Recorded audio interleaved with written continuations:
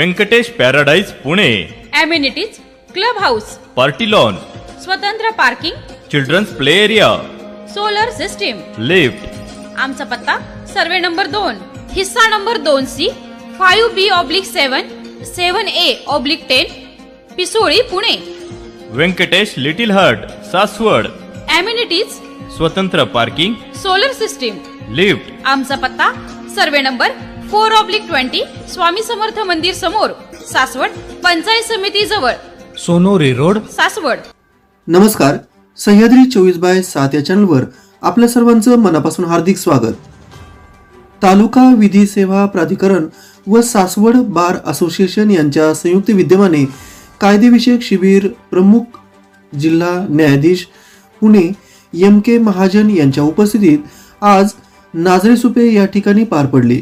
यावेळी ताहिर बिलाल प्रमुख न्यायाधीश सासवड, सौ SK देशमुख सरन्यायाधीश सासवड, SK भरड दुसरे सरन्यायाधीश सासवड, सहाय्यक निरीक्षक सासवड पोलीस स्टेशन वैभव सोनवणे, जेजुरी सहाय्यक पोलीस निरीक्षक दीपक वागचौरे, प्रशासनातील सर्वच विभागातील अधिकारी यावेळी उपस्थित होते. ॲडव्होकेट अविनाश भारंबे, अध्यक्ष सासवड बार असोसिएशन, उपाध्यक्ष ॲडव्होकेट सचिन कुदळे, भाऊसो कापरे, सरपंच नाझरे सुपे, उपसरपंच अलका कापरे तसेच पुरंदर तालुक्यातील बार असोसिएशनचे सर्वच वकील व नाझरे सुपे पंचक्रोशी येथील असंख्य नागरिक उपस्थित होते. यावेळी हुंडा, जातीव्यवस्था, 7/12, जमिनीची मोजणी यावर अनेक वकिलांनी आपली मतं व्यक्त केली. अध्यक्ष भाषणात MK महाजन यांनी वाढते घटस्फोटाचे प्रमाण, विखुरलेली कुटुंब पद्धती यामुळे समाजात वाढलेली तेढ, जाती व्यवस्था यावर विश्लेषण करत आपले मत मांडले. पुरंदर हायस्कूल ज्युनियर कॉलेजच्या विद्यार्थ्यांनी सुरेख असे पथनाट्य सादर केले. प्रस्तावना अविनाश भारंबे, स्वागत व आभार ॲडव्होकेट मोहन पवार यांनी केलं.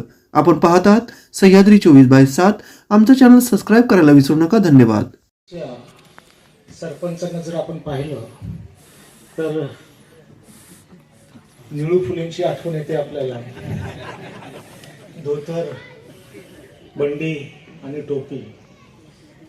आज आमचा ज्यांनी सत्कार केला ते नाझरे सुपे या गावचे तरुण तडफदार सरपंच भाऊसाहेब कापरे. त्यांचेच सारखे सगळे तरुण सरपंच आणि महिला सरपंच या कार्यक्रमाला उपस्थित असलेले जेजुरी पोलीस स्टेशनचे पोलीस अधिकारी, सासवड पोलीस स्टेशनचे पोलीस अधिकारी, पंचायत समितीचे अधिकारी, सासवड नगर परिषदचे CO, जेजुरी पंचायत समितीचे जेजुरी नगर परिषदचे CO, ज्या मुलांचा आपण रोड शो पाहणार आहोत त्या कॉलेजचे प्राचार्य, या कार्यक्रमाचं संकलन करण्यासाठी आणि त्याची प्रसिद्धी करण्यासाठी जे वेगवेगळ्या वाहिनीचे वार्ताहर इथे आलेले ते सगळे वार्ताहर आणि सगळे नाझरे सुपे आणि या परिसरातले सगळे शेतकरी बंधू भगिनींनो, माझे जे स्टुडंट्स आहेत ते स्टुडंट्स, आज काय झालं मी तिला वाढवेल. तुला काय करायचं ते माझ्या घराच्या बाहेर कर. पाहिलंच मुलगा हा वंशाचा दिवा आहे आणि मुलगी ही परक्याची आहे. यामुळे भ्रूण हत्या वाढत आहे. मुलगा सवया हट्टामुळे मुली नकोशा झालेल्या आहेत. त्यामुळे मुलीने जन्म घेण्यापूर्वीच तिला ठार मारले जाते. मुलगा हा वंशाचा दिवा असतो त्याप्रमाणे मुलगी ही पंथी आहे. ज्याप्रमाणे दिवा उजेड प्रकाश देतो त्याप्रमाणे पंथी प्रकाश देऊ शकते. यामुळे स्त्री भ्रूण हत्या टाळणे गरजेचे आहे.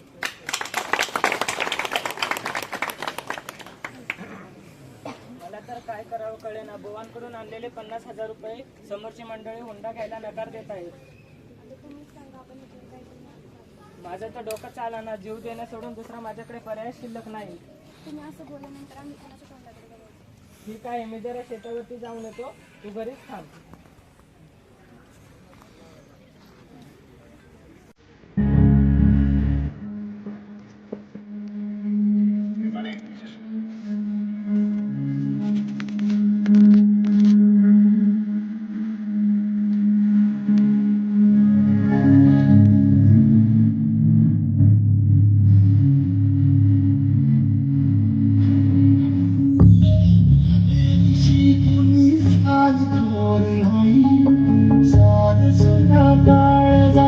तुझ्या काळी जाई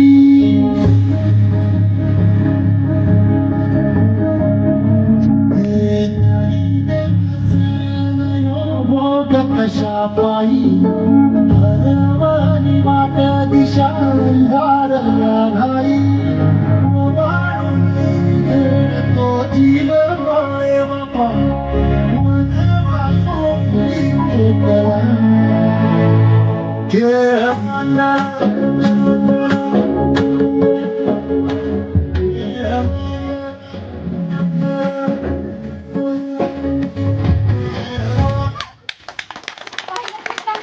कर्जबाजारी आणि हुंडा देण्याच्या कारणामुळे आज आपला शेतकरी मित्र आत्महत्या करून स्वतःचा जीव संपवतो. आणि आपण रोजच्या वर्तमानपत्रात काय वाचतो तर हुंडाबंदी तर पिकाला भाव नाही म्हणून शेतकरी आत्महत्या करतोय. त्याचे खरे कारण हे समाजासमोर येत नाही. त्याचे खरे कारण हेच असते की हुंडा द्यायला पैसे नाहीत. त्याचे खरे कारण हे समाजापुढे आले पाहिजे. म्हणून या संविधानामध्ये जे नियम दिलेले आहेत हुंडाबंदीचे जर परिपूर्ण नियमाचे पालन जर केले तर नक्की शेतकरी आत्महत्या टळेल.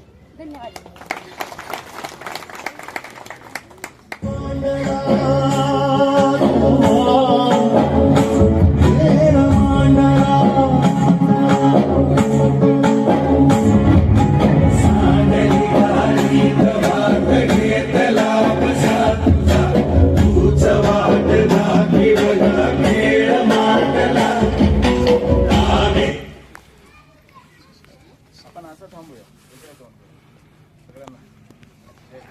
होती, परंतु काळाच्या ओघामध्ये या संस्कृतीमध्ये अनेक काही असे अनिष्ट प्रथा रूढी परंपरा येत गेल्या आणि या संस्कृतीला अनेक दोष त्या ठिकाणी येत गेले.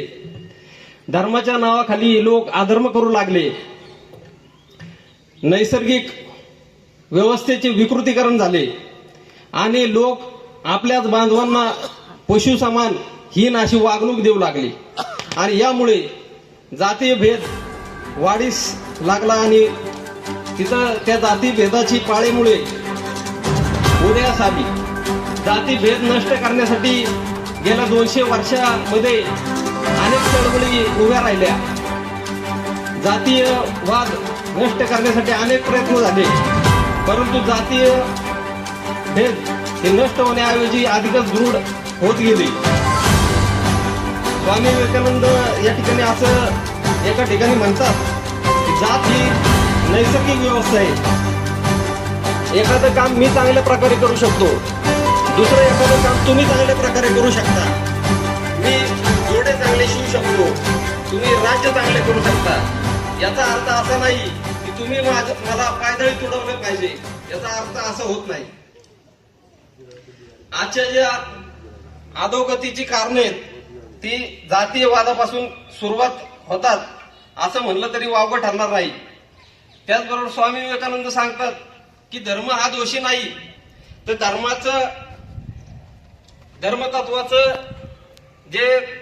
ज्यांनी चुकीचा अर्थ लावला ते लोक खऱ्या अर्थाने दोषी आहेत. स्वातंत्र्यपूर्व काळामध्ये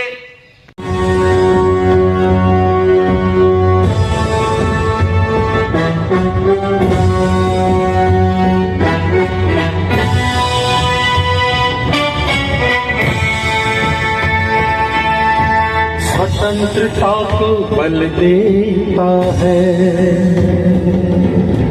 समता न्याय का बल देता है.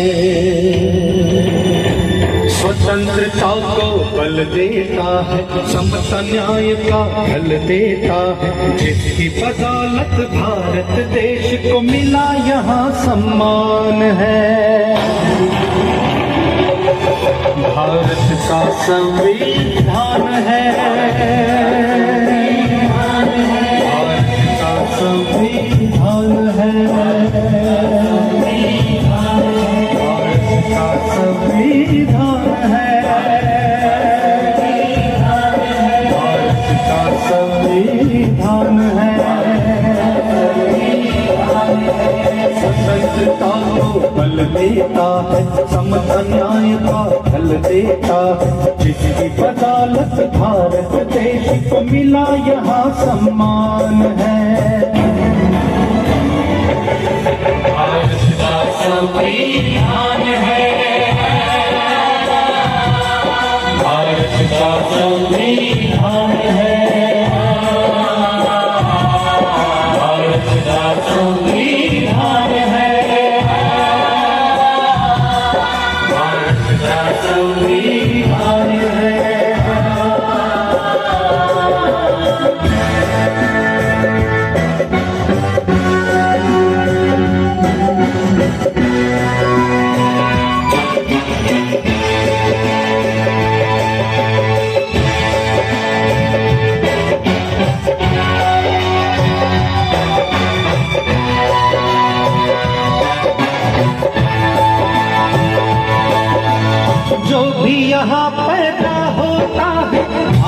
माँ का नाम है, संविधान में इन बातों का रखा देखो ख्याल है। जो भी यहाँ पैदा होता है भारत माँ का नाम है, संविधान में इन बातों का रखा देखो ख्याल है। कोई मरे ना भूख प्यास से, इसका प्रावधान है। भारत का संविधान है, भारत का संविधान है, भारत का संविधान है, भारत का संविधान है।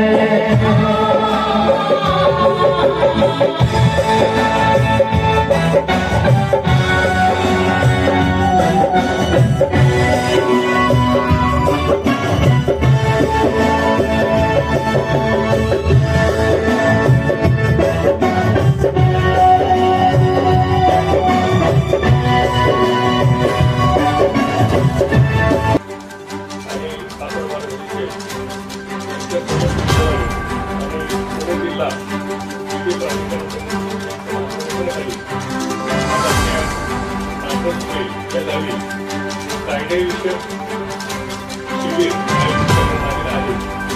या शिबिरात आमच्या अध्यक्षांनी मला सांगितल्याप्रमाणे जो शिबिर सुरू झालेला आहे तो म्हणजे आपल्या पुणे जिल्ह्याचे प्रमुख जिल्हा न्यायाधीश आदरणीय माननीय माधव साहेब यांच्या सोयीसाठी उपस्थित आहेत.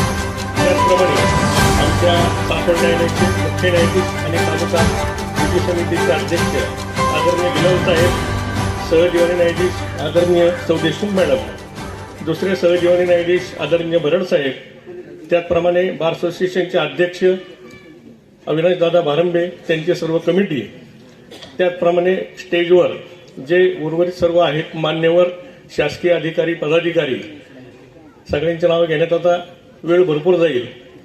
त्याचप्रमाणे या कार्यक्रमासाठी आमच्या सासवड वकील संघटनेचे आलेले ज्येष्ठ आणि आमचे सर्व सहकारी वकील मित्र आणि भगिनी, त्याचप्रमाणे या कार्यक्रमासाठी ज्यांच्यासाठी हा कार्यक्रम आयोजित केलेला आहे ते या सर्व नादरे सोपे आणि पंचक्रोशीतील जमलेले ग्रामस्थ की ज्यांच्यासाठी हे आजचं शिबिर आयोजित केलेलं आहे. त्याचप्रमाणे मार्तंड देवस्थानचे आणि पुणे जिल्हा बार असोसिएशनचे माजी अध्यक्ष पांडुरंग थर्वे. लहान लहान मुलं, एकदम 3-3 वर्षाची मुलं आहेत आणि त्यांचे आईवडील घटस्फोट घेण्याच्या मागे पाहिजे. त्या मुलांचा तुम्ही विचार करा. त्या मुलांना आज काही समजत नाही, परंतु जेव्हा 11-12 वर्षाची मुलं होतात तेव्हा त्यांना समजतं की आपल्याला वडिलांचं प्रेम मिळत नाही, आपल्याला आईचं प्रेम मिळत नाही, आपल्याला आजी आजोबांचं प्रेम मिळत नाही. या दृष्टिकोनातून हे कायदेविषयक जे शिबिरं आहेत ते महत्त्वाचे आहेत. आता भारंबे साहेबांनी सांगितलं की नाझरे सुपे हे गाव निवडण्याचं कारण म्हणजे इथला बहुसंख्य जो रहिवासी आहे तो शेतकरी आहे. मला सांगायला एक आनंद वाटतो की मी सुद्धा शेतकरी आहे आणि 1983 पासून ते 1993 पर्यंत 8 किलोमीटर मी सायकलवर जाऊन शेती पाहिलेली आहे. दुसरं उदाहरण सांगितलं भारंबे साहेबांनी की नाझर सुपे गावामध्ये अजूनही एकत्र कुटुंबाची पद्धत आहे. मला परत सांगायला वाटतं की माझ्याकडे आज माझ्या 3 भावांच्या एक मुलाचं लग्न झाल्यानंतर सुद्धा 16 लोकांचं एकत्र कुटुंब आहे.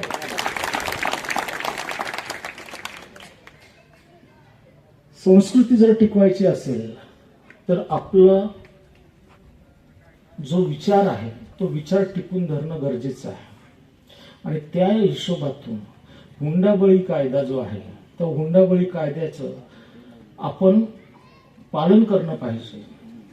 जर समजा वडिलांची इच्छा असेल, वडिलांची इच्छा असतेच, प्रत्येक वडिलांची इच्छा असते की आपल्या मुलीला भरभरून द्यावं.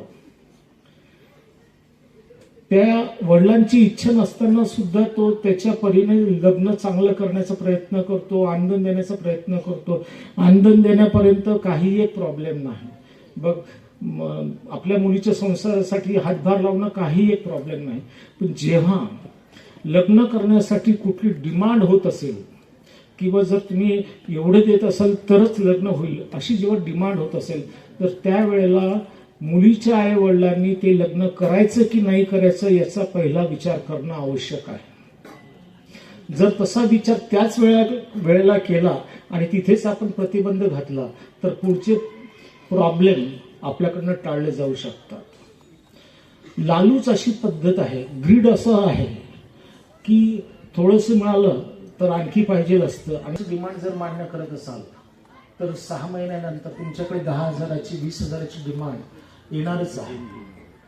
त्यांच्या अपेक्षा वाढतच राहणार आहे. त्यामुळे डावरी प्रतिबंधक कायदा या हिशोबाने आपण आपल्या मुलांचं लग्न करताना हा विचार नेहमी लक्षात घेतला पाहिजे. आणि मी तर असं म्हणेल की कोरोना काळाने जर आपल्याला काही जर शिकवलेलं असेल तर कोरोना काळानंतरचे जे लग्न झालेत किंवा कोरोना काळाच्या दरम्यान जे लग्न झाले त्याचा विचार करून आपण छोट्यात छोटं कमी खर्चाचं लग्न जर केलं तर ते आपल्या मुलीसाठी आणि आपल्यासाठी नेहमी फायदेशीर असतं. दुसरा कास्ट डिस्क्रिमिनेशनचा जो आहे परंतु त्याचं प्रमाण खूप कमी होत चाललेलं आहे आणि आता पूर्वीसारखं ते प्रमाण राहिलेलं नाही. ठीक आहे, काही वेळा उत्तेजक भरामध्ये किंवा उत्तेजक वक्तव्यामुळे दंगली घडतात, परंतु दंगलींचं प्रमाण किंवा अनुसूचित जाती किंवा जातीच्या जमातीच्या लोकांना जो त्रास पूर्ण व्हायचा तो कमी झालेला आहे. स्त्री भ्रूण हत्या हा एक विषय महत्वाचा वकील मॅडमने सांगितलं. पण एक सांगायला आनंद वाटतो की जर आपल्या आजच्या राष्ट्रपती पाहिल्या द्रौपदी मुर्मू तर एक स्त्री आहे, एक अनुसूचित जाती जमातीची स्त्री आहे आणि ती जर समजा भारताची राष्ट्रपती होऊ शकते तर कुठल्याही बापाला किंवा कुठल्या आईला शंका घेण्याचं कारणच नाही की आपली मुलगी आपलं नाव काढणार नाही किंवा आपला जो वंश आहे तो पुढे नेणार नाही. तुम्ही परवाचा 5 तारखेचा जर शपथविधी जर पाहिला असेल तर तुमच्या लक्षात आलं असेल की माननीय मुख्यमंत्री देवेंद्र फडणवीस साहेब आणि माननीय उपमुख्यमंत्री एकनाथजी शिंदे यांनी जेव्हा शपथ घेतली तर त्यांच्या नावानंतर त्यांनी पहिले नाव त्यांच्या आईचं घेतलं आणि नंतर वडिलांचं नाव लावलं. दिवस चेंज होत आहेत. आजची अशी परिस्थिती आहे की आज मुलं आपल्या आईचं आणि वडिलांचं दोघांचे नाव लावतात. तुम्हाला तुमच्याच गावात आता असं आढळून आलेलं असेल की स्त्रिया किंवा मुली किंवा पत्नी जर पतीचा किंवा भावाचा किंवा आजोबांचा किंवा कोणाचा मृत्यू झाला तर त्या फक्त घरीच त्यांना खांदा द्यायच्या. परंतु आज असं आपण पाहतो आहोत की स्त्रिया सुद्धा आपल्या स्मशानभूमीत येतात आणि त्यांचा अंत्यविधी करतात. हे द्योतक आहे की आपल्याला आता जी मानसिकता पूर्वीची होती की फक्त मुलगाच आपला वंश वाढवणार आहेत ते बदलत चाललेलं आहे आणि ते बदल हे चांगल्या स्वरूपाचे आहेत. आणि त्यामुळे भ्रूण हत्येच्या विषयाने आपण जर विचार केला तर ठीक आहे, 929 वरून 966 झालेलं आहे. 1000 पुरुष आहेत आणि 966 स्त्रिया आहेत. हे प्रमाण थोडंसं कमी जास्त आहे, परंतु आपण त्याच्याकडे या दृष्टिकोनातून बघितलं पाहिजे की फक्त शहरातच नाही खेड्यात सुद्धा आज 31, 32, 35 वर्ष झालेल्या मुलांना मुली मिळत नाही आहेत. ते प्रमाण कमी आहे आणि जिथे प्रमाण कमी आहे मग तिथे एक चॉईस करण्याची संधी प्राप्त होते आणि आजकालच्या मुलींना मग ती चॉईस करण्याची संधी प्राप्त होते की मला शेतकरीच नको.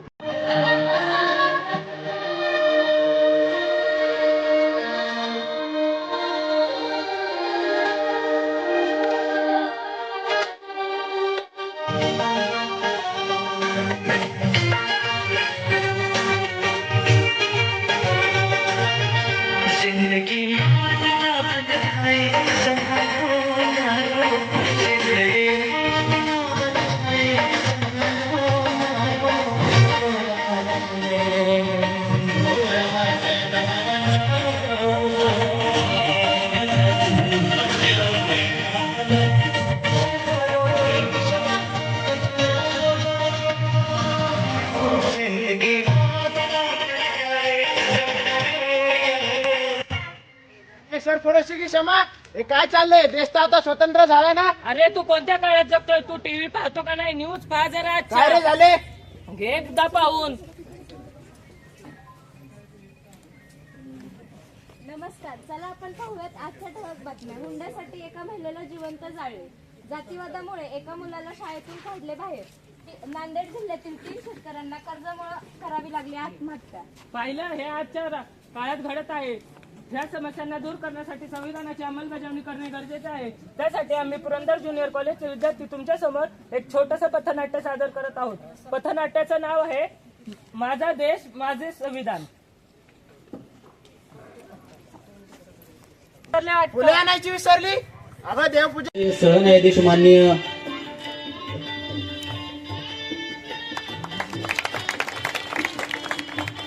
महेशजी बरड साहेब यांचं या अध्यक्षांना विनंती करतो.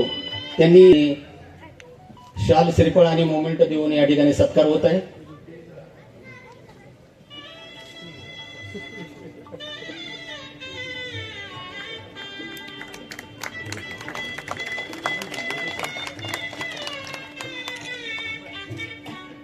मी अध्यक्षांना विनंती करतो की पुढे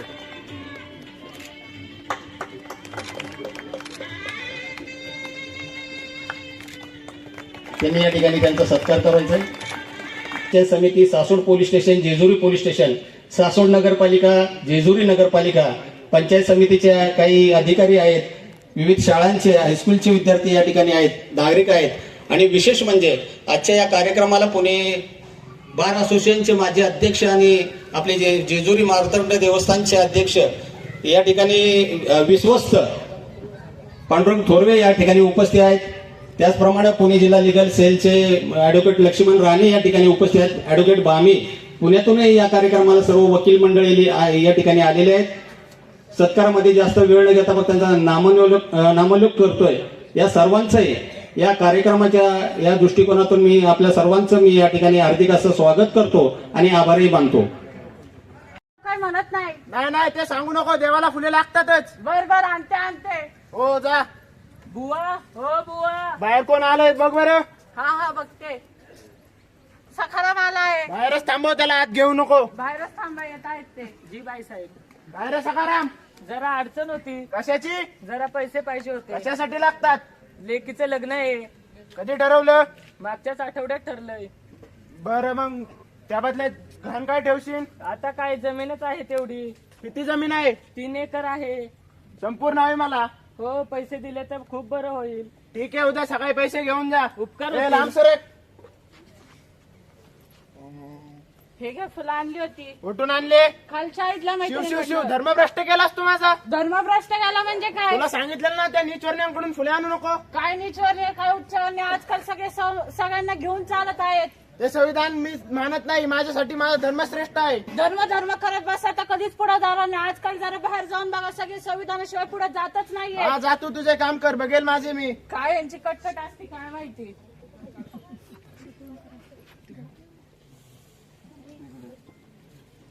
पाहिलात मित्रांनो, एकीकडे धर्म आहे तर एकीकडे संविधान. एकीकडे धर्म आहे तर एकीकडे संविधान.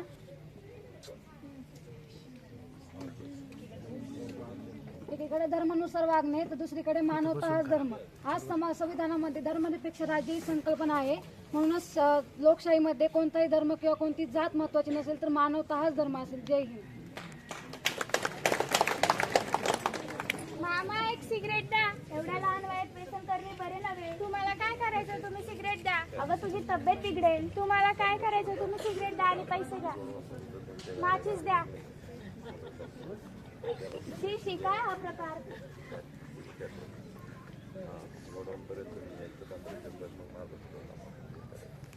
हाय, सिगरेट पितेस? मला पण दे.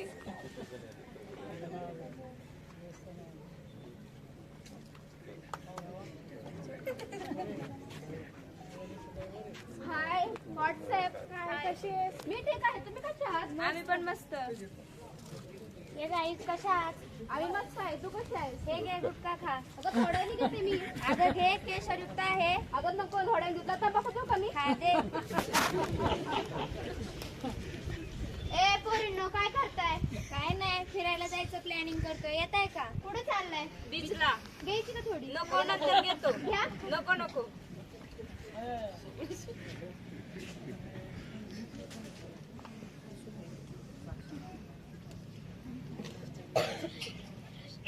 ए टॉपर थांब थांब. काय ग काय काम आहे? इकडे इकडे ये. कुठं चाललीस? कॉलेजला चालले. अरे तुझ्यामुळे आम्हाला पण रोज लेक्चर करावे लागतात. मग येत जाऊ ना, चांगले शिकवतात सर. अगं धर गुटखा खा. नाही नाही मी नाही व्यसन करत. अगं खा. नको नको मी नाही व्यसन करत. ठीक आहे, जा तुझ्या कॉलेजला.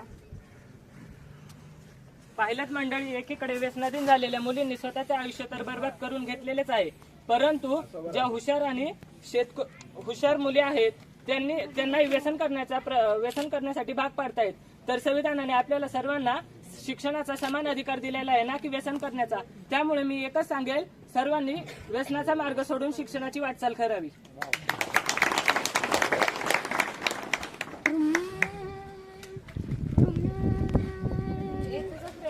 चलो बाय बाय.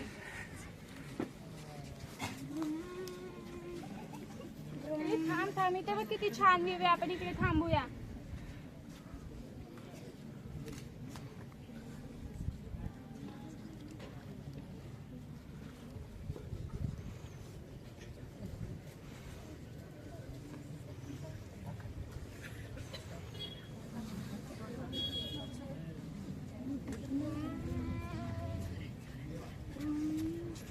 चल ते तुला माझ्या आई बाबांना भेटवते. नाही नाही मी परत नंतर येते. बाय. काय ग, कोण होता तो? एवढा उशीर कसा झाला? कॉलेजमध्ये असाइनमेंट लिहित होतो. ठीक आहे, परत असा उशीर नाही झाला पाहिजे. जेवण करून झोपून घे. आई आई काय ग, काय झालं? आई मला मळमळत आहे. अरे देवा, तुला तर ताप आले. आपण डॉक्टरांकडे जाऊ. थांब, मी बाबांना उठून आणते. काय झाले? तिला त्रास होता, आपल्याला दवाखान्यात जावे लागेल. एवढ्या रात्री डॉक्टर असतील का? हा, बघूयात ना असतील. बरं ठीक आहे, चला.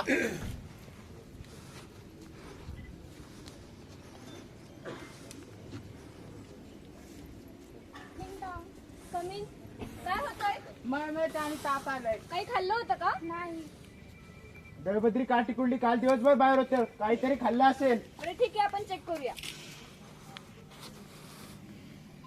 आकार मोठा.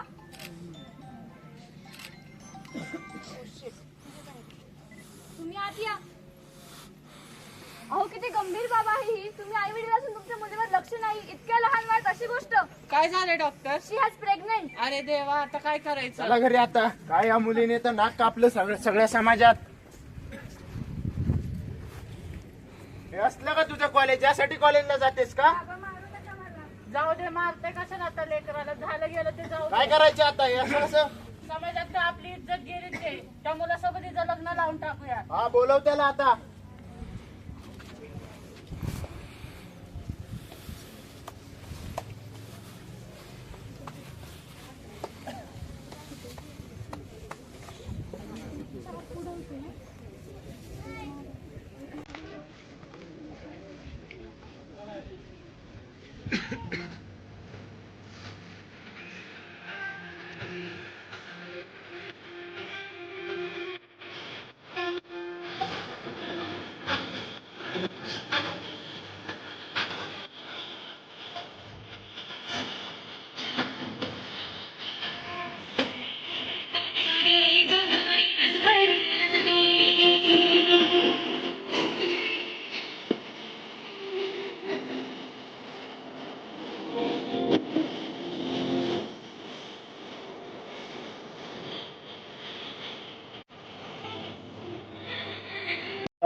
राहणारा नवरा नको, मला शहरातच नवरा पाहिजे, त्याच्याकडे फ्लॅटच पाहिजे, त्याच्याकडे 4 व्हीलरच असली पाहिजे.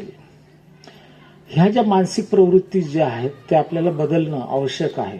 आणि त्यातच भ्रूण हत्येचा जो विषय आहे तो खूप महत्वाचा आहे. मेजरमेंटच्या बाबतीत मी फक्त 2 गोष्टी शेतकरी बांधवांना सांगेन की जेव्हा तुम्ही शेत विकत घ्याल किंवा घर विकत घ्याल तर ती मोजणी करून विकत घ्या. जर तुम्ही कोणाला विकत देत असाल तर त्यांना विकत देताना मोजणी करून द्या. जर तुमच्या भावाभावांमध्ये जमिनीचा वाद असेल किंवा तुमच्या शेजाऱ्यांमध्ये जमिनीचा वाद असेल तर मोजणी करताना तुमच्या शेताच्या चारही बाजूचे जे शेतकरी आहेत त्यांची मोजणी करून घ्या. जर तुम्ही एकट्याची मोजणी केली आणि एकट्याची मोजणी करून जर तुम्ही दावा दाखल केला तर त्या दाव्याचा निकाल 10 वर्षानंतर लागल्यानंतर कोर्ट असं म्हणतं की फक्त तुम्ही एकट्याचीच मोजणी केलेली आहे, तुम्ही 4 बाजूच्या शेतांची मोजणी केलेली नाही. त्याच्यामुळे तुमची जमीन कोणाच्या ताब्यात आहे हे निश्चित झालेलं नाही. म्हणून सगळ्यांना विनंती आहे की जेव्हाही तुमच्या खटल्याचा म्हणजे जमिनीच्या मोजणीचा प्रश्न उपस्थित होईल किंवा घराचा मोजणीचा प्रश्न उपस्थित होईल तर तुमचं घर, तुमची शेती आणि त्याच्या चारही बाजूंची शेती किंवा घरांची मोजणी करून घ्या, जेणेकरून तुम्हाला जो न्याय मिळणार आहे तो लवकर मिळेल आणि ज्याच्या ताब्यात आहे त्याच्याकडनं तुम्हाला तुमची जमीन आणि घर प्राप्त होऊ शकतं. नाही तर जमीन मोजणी करण्यासाठी परत 10 वर्षानंतर कोर्ट निकाल देतं किंवा कमिशनर नेमा, जमीन मोजणी करा. तसं करू नका. 712 एक्स्ट्रॅक्ट बाबत तर मला इथे कबूल करावं असं वाटेल की 1988 पासून मी या न्याय क्षेत्रात आहे, परंतु ज्या वकील साहेबांनी 7/12चं जे वर्णन आणि विश्लेषण केलं तेवढं विश्लेषण मला सुद्धा अजून माहिती नाही आणि मी खरोखर भारंबे साहेबांचा आणि या सगळ्या संयोजकांचा आभारी आहे की त्यांनी असं वक्ता आमच्या समोर सादर केलेलं आहे. त्यांचं मार्गदर्शन मी आता फक्त सासवड विधी सेवा प्राधिकरणासाठीच नाही तर पुणे जिल्ह्याच्या जिल्हा विधी सेवा प्राधिकरणासाठी त्यांचं मार्गदर्शन घेणार आहे आणि त्यांची जे भाषणं आहे ते वेगवेगळ्या ठिकाणी ठेवणार आहे.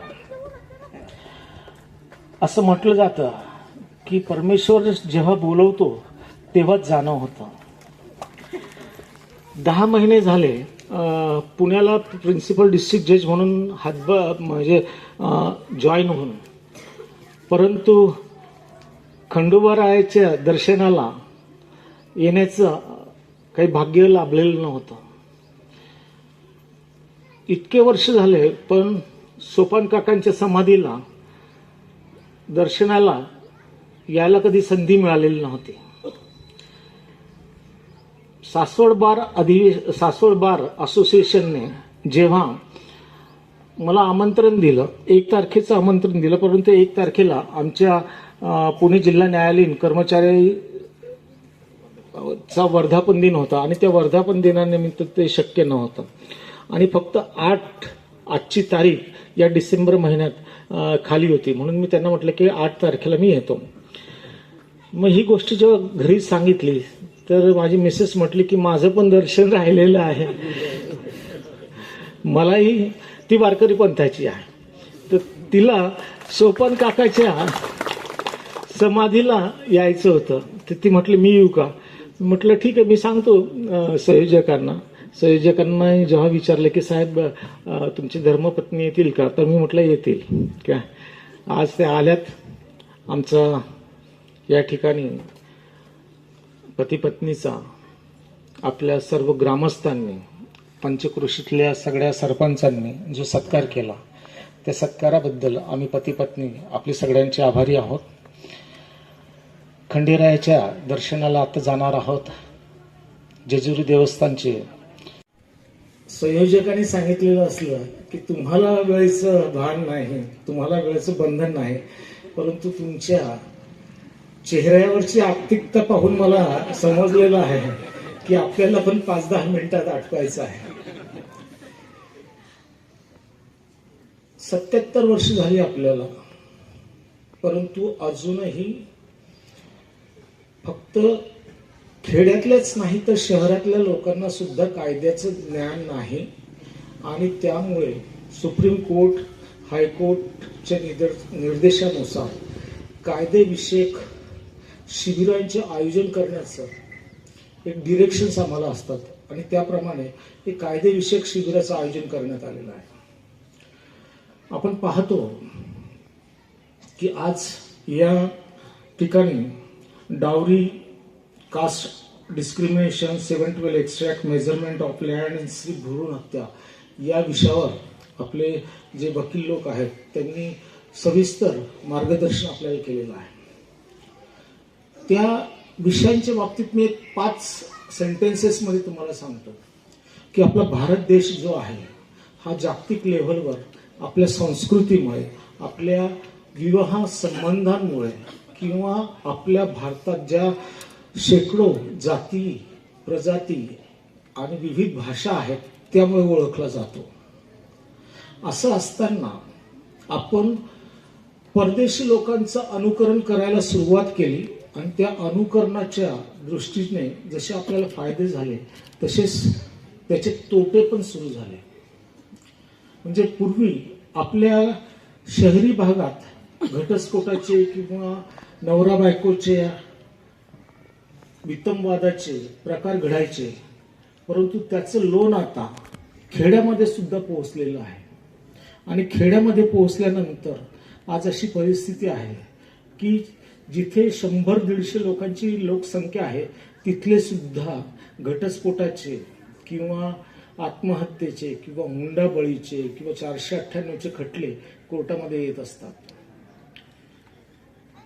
काय कारण आहे असं? आपली संस्कृती बदललेली आहे का आपण पाश्चात्यांचं अनुकरण करतो आहोत? पाश्चात्यांचं अनुकरण करण्यामुळेच आपण संस्कृती विसरत चाललेलो आहोत. मी या अनुषंगाने तुम्हाला सांगतो की असं कुठलंही घर नाही की जिथे नवरा बायकोचा वाद नाही किंवा सासू सासऱ्यांचा वाद नाही किंवा सुनेचं आणि सासूचं पटत नाही, असं कुठलंही घर नाही. परंतु 10-15 वर्षापूर्वी जेवढे खटल्यांचं प्रमाण कमी होतं ते आता दिवसेंदिवस वाढत चाललेलं आहे. आणि त्या वाढण्याच्या प्रकारामध्ये मला असं वाटतं की जो समजूतदारपणा नवरा बायकोमध्ये असायला पाहिजे किंवा सासू सासऱ्यामध्ये आणि सुनेमध्ये असायला पाहिजे तो राहिलेला नाही. आणि मग केस दाखल करायची जेव्हा वेळ येते तर मग ती केस जिंकण्यासाठी आपल्याला वकील लोकांचं सहाय्य घेतलं जातं. आणि वकील लोकांचं सहाय्य घेतलं गेल्यानंतर आपण जेव्हा केस दाखल करतो तर प्रत्येकाची, मग तो नवऱ्याकडची केस असेल किंवा बायकोकडची केस असेल, तर आपल्याला केस जिंकायची आहे तर आपल्याला त्याला तिखट मीठ लावणं गरजेचं आहे असं आपल्याला सांगितलं जातं. आणि आपल्याला तसं करणं त्या केस जिंकण्याच्या दृष्टिकोनातून भाग पडलं जातं. मग जिथे नवरा बायकोमध्ये एक तात्विक वाद असताना सुद्धा बायको नवऱ्याविरुद्ध गलिच्छ आरोप करतात, नवरा बायको विरुद्ध गलिच्छ आरोप करतात आणि जे मॅटर नवरा बायकोचा थोडसा 2-4-6 महिने 1-2 वर्ष वेगळं राहण्याने समजूतदारपणाने मिटण्यासारखं असतं ते मिटण्याचे चान्सेस संपुष्टात येतात. 498 मध्ये सासू सासऱ्याचा, नंदेचा, नंदोई भावाचा, चुलत्यांचा, चुलतीचा काही एक संबंध नसताना आपण त्यांची नावं टाकली जातात. आणि मग ते नावं टाकले गेल्यानंतर पोलिसांकडनं बोलवणं होतं, काही वेळेला अटक होते आणि अटक झाल्यानंतर मग जी परिस्थिती सांभाळण्यासारखी असते ती हाताबाहेर जाते आणि तो वाद एवढा विकोपाला जातो की त्याचा परिणाम घटस्फोटात होतो.